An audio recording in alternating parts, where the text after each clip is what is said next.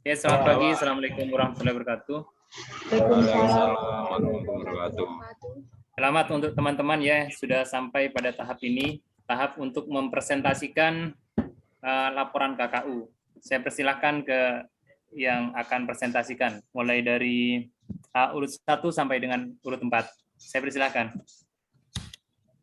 Baik Pak, terima kasih atas kesempatan waktunya. Assalamualaikum warahmatullahi wabarakatuh. Waalaikumsalam warahmatullahi wabarakatuh. Selamat pagi semuanya, salam sehat untuk kita semua. Pertama-tama saya sampaikan terima kasih untuk Bapak Wasil di pagi ini menyempatkan waktu untuk memberikan kesempatan kami menyampaikan presentasi tentang materi KKU Jatim Bak 3. Kami akan menyampaikan judul KKU dampak pandemi COVID-19 terhadap manajemen KAS Jatim Bak 3. Kami dari kelompok A8, akuntansi sore semester 7 IKB Surabaya, dengan anggota kelompok saya sendiri, Muhammad Ansarto IP, NPN 1801711110, Dian Ramadhani 18017119, Kenjur Raida Puspita 18017141, Ervara Dipta Ayu Anggraini 18017118. Selanjutnya kami akan melangkah ke bab yang pertama tentang gambaran perusahaan. Secara singkat, Jatim Bak 3 adalah sebuah tempat rekreasi dan taman belajar yang terdapat di Kota Batu, Jawa Timur. Objek wisata ini menjadi salah satu ikon wisata Jawa Timur. Jatim Bak 3 berada di Jalan IR Soekarno nomor 144 Desa Beji, Kecamatan Junrejo, Kota Batu. Jatim Bak 3 mengusung konsep taman bermain sekaligus edukasi mengenai hewan-hewan purbakala yaitu dinosaurus. Jatim Bak 3 juga merupakan salah satu bagian dari Jawa Timur Park Group yang berada di bawah naungan PT Maju Batu Bersama dan didirikan pada tahun 2016. Selanjutnya kita bisa lihat contoh dari wahana wisata yang ada di Jatim Bak 3. Yang pertama adalah The Rimba, yang kedua adalah wahana wisata yang ada di menyerupai objek wisata yang ada di Jepang. Yang ketiga adalah Dino Park-nya, tempat inti yang ada di Jatim Bak 3. Selanjutnya ke bab 2 tentang kajian pustaka yang akan disampaikan oleh rekan saya, Farah.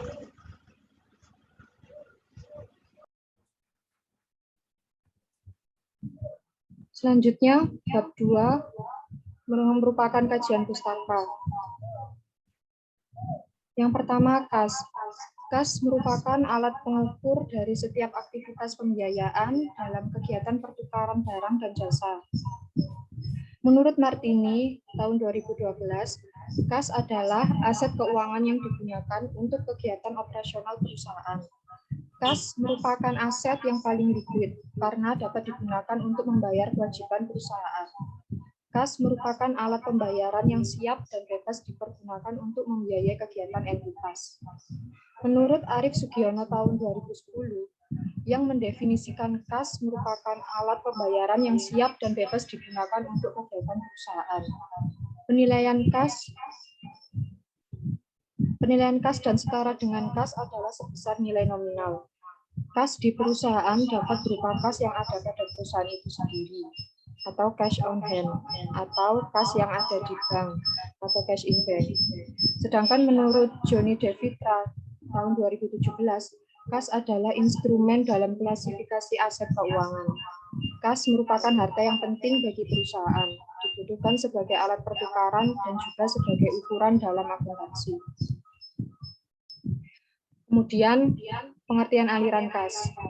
Laporan aliran KAS atau cash flow adalah laporan keuangan yang memperhatikan pengaruh dari aktivitas operasi, pendanaan, dan investasi perusahaan terhadap arus KAS selama periode akuntansi tertentu, dengan cara rekonsiliasi saldo awal dan saldo akhir KAS. Dalam praktiknya, selama perusahaan beroperasi, terdapat dua macam aliran KAS, yaitu aliran kas masuk atau cash inflow dan aliran kas keluar atau cash outflow. Menurut Kasmir tahun 2010, cash inflow, aliran kas masuk yang merupakan uang kas yang masuk ke perusahaan penerimaan uang. Sedangkan cash outflow, aliran kas keluar yang merupakan uang yang dikeluarkan perusahaan untuk membiayai operasi perusahaan. Selanjutnya, tentang manajemen kas. Manajemen kas mengandung pengertian mengelola uang perusahaan sedemikian rupa sehingga dapat dicapai persediaan kas maksimal dari uang tunai yang menganggur. Fungsi manajemen kas adalah merencanakan, mencari, dan memanfaatkan kas dengan berbagai cara agar penggunaannya maksimum. Sedangkan tujuan dari manajemen kas yaitu memiliki kas yang paling optimal, artinya tidak terlalu banyak, namun juga jangan sampai kekurangan kas, sehingga operasional perusahaan pun tetap lancar. Kemudian teknik manajemen kas. Perusahaan melakukan berbagai penyelesaian keuangan dengan teknik manajemen kas untuk meminimalkan pembiayaan. Terdapat beberapa hal yang dilakukan oleh manajer keuangan ketika mengelola kas, yaitu mempercepat penerimaan kas, menaikkan ketersediaan dari kas, dan memperlambat pengeluaran kas. Yang terakhir, motif manajemen kas. Menurut Keynes, ada 3 motif mengapa perusahaan perlu menahan kas. Antara lain, motif transaksi, motif spekulatif, dan motif berjaga-jaga. Selanjutnya, pengertian tentang pandemi COVID-19 itu sendiri. Pandemi COVID-19 adalah peristiwa menyebarnya suatu penyakit yang disebabkan oleh coronavirus dengan jenis baru yang diberi nama SARS-CoV-2. Wabah ini pertama kali terdeteksi di kota Wuhan, Hubei, Tiongkok pada tanggal 1 Desember 2019 dan ditetapkan sebagai pandemi oleh Organisasi Kesehatan Dunia atau WHO pada tanggal 11 Maret 2020. Kasus COVID-19 terus meluas dan bertambah hingga pada tanggal 23 Agustus 2021 berdasarkan data yang dilaporkan lebih dari 3.989.060 orang di Indonesia terkonfirmasi positif COVID. Lebih dari 127.214 orang meninggal dunia dan lebih dari 3.571.082 orang telah sembuh. Melihat dari kondisi saat ini, semua lapisan masyarakat termasuk para pengusaha merasakan dampak dari adanya pandemi COVID-19. Berikutnya akan disampaikan oleh teman saya.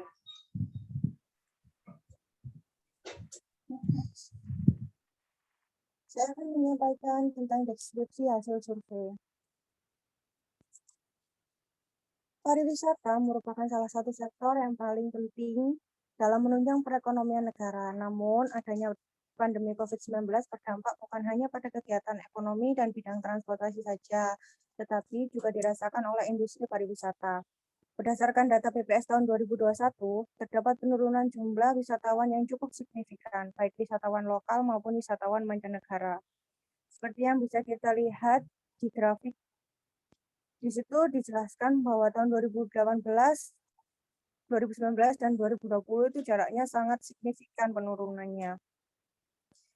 Total kunjungan wisatawan mancanegara ke Indonesia pada tahun 2020 sebesar 4,02 juta kunjungan. Apabila dibandingkan dengan tahun 2019, jumlah wisatawan mancanegara turun sebesar 75,03%. Berdasarkan data BPS dari tahun 2018 sampai tahun 2020, pada tahun 2020 terdapat penurunan jumlah wisatawan domestik pada Kota Malang yang sangat drastis, yaitu 8 kali lipat dibandingkan tahun 2019. Di samping itu, berdasarkan data yang diambil dari BPS mengenai laju pertumbuhan domestik regional bruto atas dasar harga konstan 2010 tahun 2016 sampai 2020 dari semula tahun 2019 sebesar 5,73%, di tahun 2020 menurun drastis sebesar minus 2,26%.